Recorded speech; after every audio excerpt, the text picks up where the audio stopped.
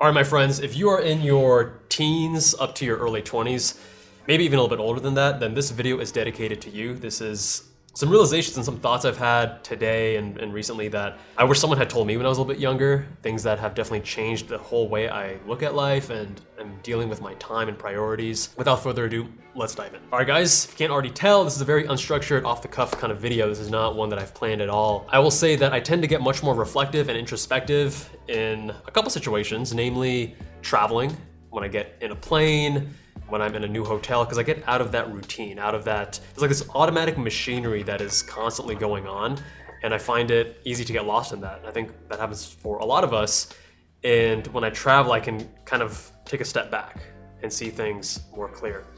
The other time is when I get infusions, which is what this is from, and I got my infusion not too long ago, earlier today. And infusions also, it just like reminds me of my mortality in a way, not in a dark way, but I've been getting my infusions for now over 11 years, every 6 to 8 weeks without fail for over 11 years. Hallelujah for modern medicine. It got me thinking about certain things because my life has obviously changed a lot, right? I was gonna be a plastic surgeon and I was so obsessed with plastic surgery, and I had this idea of what my life was gonna look like and this future vision, and I was so excited. One of my good buddies in med school actually, I remember him telling me that he was almost jealous of me finding plastic surgery because I was so obsessed, so passionate, so just like into it. And he defaulted to internal medicine. He's like, you know what? I don't love it. I don't hate it. It just kind of, I don't know what else to do. I'm graduating med school. I should just do internal medicine. That's the default. And ironically, he's now an attending physician. I'm the one who quit, which is pretty crazy. I'm so grateful that I made that decision. It makes sense. But it's almost strange to me that I was so conflicted at the time when I was making the decision, because I was like, which one do I do? I like both, they're so great. And now that I'm here, I find that this is just a much better fit for me. And it's not for everyone, definitely not for everyone. Entrepreneurship has a lot of downsides, trust me, but it has a lot of upsides too. And it kind of depends on your own prioritization of each of those factors, which one is gonna have more pros than cons. So for me, the freedom, being able to do what I think is right and not having to deal with bureaucracy and having so many possibilities and being able to work on various things and the excitement and it's like adrenaline almost in a way. The art of the start. Starting a new company is always really, really exciting too. But then there's things about medicine and anyways, the video isn't about breaking down the pros and cons. The video is about how to look at these decisions and some things that I wish I knew when I was a little bit younger. By the way, how do you guys like this Vegas mug? I'm a full-on native now, full-on local, I should say. I'm not a native. Got some of that Golden Lily Oolong.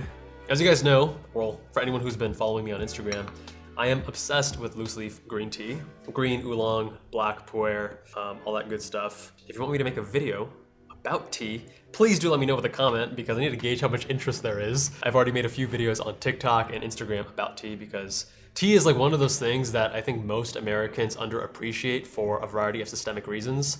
And if you are aware of those reasons, then you may be like, huh, I should try tea. And then once you try tea, you're gonna be like, damn, I am glad I tried tea. But anyways, one thing that people say, it's kind of cliche, that I wish I took more seriously sooner is the idea that life is happening now.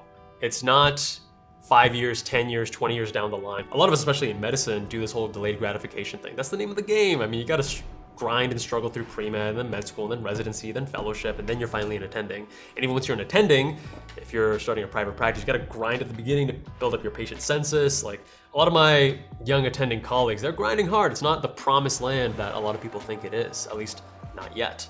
But this idea that life is happening now means that if you're not happy now, if you're not doing things that you enjoy, if you're not having good relationships with people, if your priorities are out of whack, then unless you work to address that, nothing's gonna change in 5 or 10 years. You're gonna have more problems, you're gonna have more stressors. As Mark Manson says, you don't get rid of your problems, you just upgrade your problems with life. So let's say at 40 years old, you have a family, now you have problems with your mortgage or the schools your kids go to or the teachers, or like you have different problems compared to when you're a starving 18-year-old eating ramen because you can't afford anything else. So that's one thing, life is happening now. The way that has most significantly changed in my life is with my relationships, particularly with my family actually. So there are a few families out there, I think this is definitely the exception to the rule, that are strangely functional. It's almost like abnormal how functional and happy and how everyone just gets along really well in those families. And I've seen a few of those.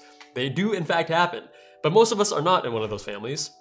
And there is more tension, there is some drama, there is some, conflict with different personalities. And the idea that family members are getting old, I'm getting older, and you're not gonna have forever with your family. There was that one Wait But Why article kind of explaining that you've spent like 80% of all the time you will ever spend, maybe even more than that, with your parents by the time you graduate high school and leave for college. That is wild, man. That's so wild. And you don't have that much time left with your parents. So one thing I've been trying to do is see my mom more often, and I really want to give back because my mom is like, as I get older too, and I see other people and other parents and just gain more understanding of the world. When you're a kid, that is your reality. Your family is your reality, right?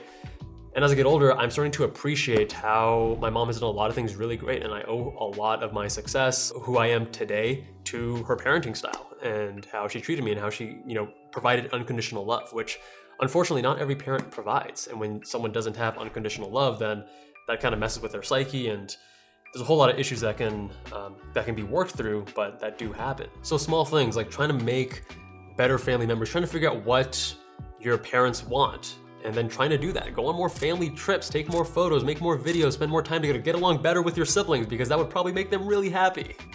And the point isn't that your family, whether that's your siblings, parents, cousins, aunts, uncles, they don't have to be saints. You don't have to agree with every single thing they've ever done. But when you then take the perspective of zooming out and saying, hey, you know what? Life is short, relationships are really important. I can generate more happiness for them and for myself if I put aside differences, forgive, and prioritize harmony. That's a very simple, very obvious, but very powerful lesson that, especially in the last year, I've been leaning into a lot more. It's made me a lot happier. And I think it's made my family, my mom and my brother, a lot happier too. The other thing is with regards to professional life. So as I was talking about earlier, I'm so glad I chose to leave plastic surgery and I chose entrepreneurship because it's just such a better fit for who I am. And it's funny to me in a way that I was so conflicted. I was making the spreadsheet, talking to mentors, and I was like, what are the pros and cons? Which one should I do? And it was a really challenging decision because a lot of people think I hated plastics, and I didn't. I loved plastics, but I'm glad I chose entrepreneurship. And I think a lot of us, myself included, get stuck in situations because of risk aversion. We're afraid of taking risks. And oftentimes we build those risks up to be much bigger in our heads than what they really are. If you are a pre-med or you are in med school or you are in residency, I am not saying that you should quit. That is a very personal decision that is very specific to who you are, your priorities, your life, your goals, all that stuff. But what I am urging you to consider is to challenge and question some of your own assumptions. A lot of the assumptions that society pushes onto us. I think a lot of younger people put a little bit too much priority on what their job is, the prestige of that job, how much money that job makes, the material possessions.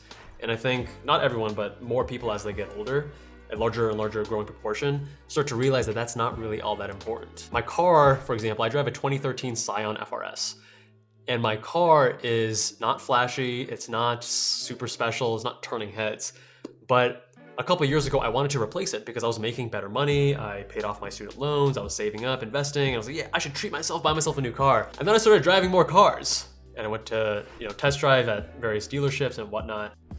And I realized that a lot of these things that as a car enthusiast, I feel like I should be striving for aren't always necessarily the case. Like there are these hidden cons, these hidden downsides that people don't talk about, just like there's with the profession. So with the profession, usually with these more prestigious, more competitive jobs, there's often a lot more stress. And some people don't want that much stress in their life, and there's nothing wrong with that. Having a simpler, quieter life is phenomenal. That's a beautiful thing, right? And same with the car, I was considering upgrading my car and it's now over 8 years old, okay? Over 8 years old, and I'm a huge, massive car nerd. And I saw that new Lotus launch, that was yesterday. I'll probably be eyeing that in 2022 when my car is approaching 9 years. But right now, driving that thing, there are so many upsides to having a simpler car that you don't have to baby. When I first got the car, I was babying it so much. I would hand wash it all the time. No one else would touch it. No one else would drive it. Don't want any swirl marks. Gotta wash it correctly. No door dings. Park it. It was a Scion. Who cares, right? And it was only once getting to the point that I could comfortably replace the car if something happened to it. The car no longer owned me. I had this freedom, this liberation from it in a way. And then I started viewing the car as a tool to generate memories. That actually happened last year at the beginning of the pandemic. I was like, you know what? This car only has 45,000 miles after 7 years because I didn't drive it that much. I would bike to and from work. I now work from home. I just didn't drive it that much. And I was like, you know what? I need to wring out all of this car's worth. I need to get all the memories from it that I can. I wanna look back fondly on the times I've had with this car. And then I did a lot of road trips with that car. I took it to the racetrack a lot. I beat the shit out of it, like redlining it nonstop. And I was already driving it kind of hard on the canyons, but now the car, a little over a year later, has like 75,000 miles. Or sorry, 70,000 miles actually. And there's so much liberty in doing that, right? If I have some really expensive, nice car that I can barely afford, I'm worried about scratching it, I don't want to put on too many miles, all these things, and the thing owns me. But if I can have something that's cheap, still safe, but fun to drive, god damn, that car is so fun to drive. If someone doesn't understand how driving can be fun, you just gotta put them in a Mazda Miata or a Scion FRS, Subaru BRZ, Toyota 86, like a small, tossable, light car with a stick shift. It's just so good. I look forward to driving it even after 8.5 years or however long it's been. So these are some realizations that most car people will never really speak of. It's very, very rare. You go on the car subreddit, you go on YouTube, you go on whatever Road and Track magazine, Car and Driver. This is not really prioritized. It's always like the new, the latest and greatest, it's faster, it's this, it's that. You know what? Cars should be fun. And if you find yourself also thinking in kind of black and white, something's better, something's worse for your career, then it's also a sign that you should question that. There's probably something more there. The truth is always in the gray. It's in the nuance. It's never black and white, despite what a lot of the more popular narratives are. The reason black and white is popular is because it's just easier. You don't have to think that hard. You don't have to balance and juggle all these little details, these little nuances. And the last thing I want to focus on is the idea of curiosity and learning.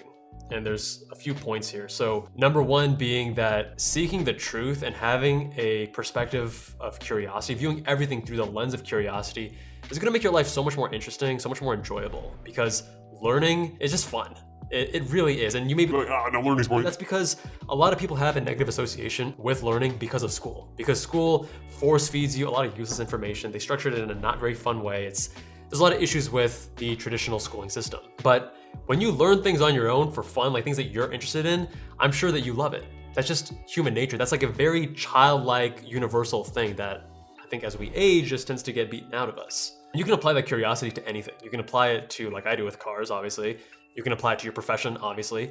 You can apply it to various hobbies too. You can even apply it to social situations, trying to understand people better. People are really fascinating. And when you try to apply that curiosity lens to yourself, the things you'll find out, you're like, whoa, some things I like, some things I don't like, this is really interesting, right? And same with other people. Like you may find yourself drawn to certain personalities and not to others. And you may find things that you thought about one person, but then you were wrong and they surprised you. And like, what can you learn from that? Because by trying to understand other people more, I found it so much easier to understand myself and my own tendencies too. And the other thing that I have said on this channel before, but I'm gonna say it again because it's so important, is you can learn anything.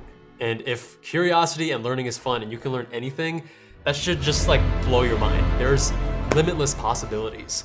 I had no experience with video stuff, and as you can tell, I'm still no expert, but I know enough about video to create a couple YouTube channels, one that has over 1 million subscribers and this one that is for fun. You know, I'm not really treating this one as a business. I'm all over the place with this channel, as you can probably already tell. But it's fun, learning about lighting, learning about audio, camera equipment. That's fun. Trying to improve my craft with making tea and learning about the different types of tea. That was so much fun. I devoured so many YouTube videos, read so many articles, bought hundreds and hundreds of dollars worth of tea, which you don't have to do. I'm just kind of obsessive sometimes with things like that. There is one more thing I want to say. It's that what you focus on becomes or dictates your reality. Meaning, if you focus on how amazing your life is, like I am so grateful that I can eat any food I want.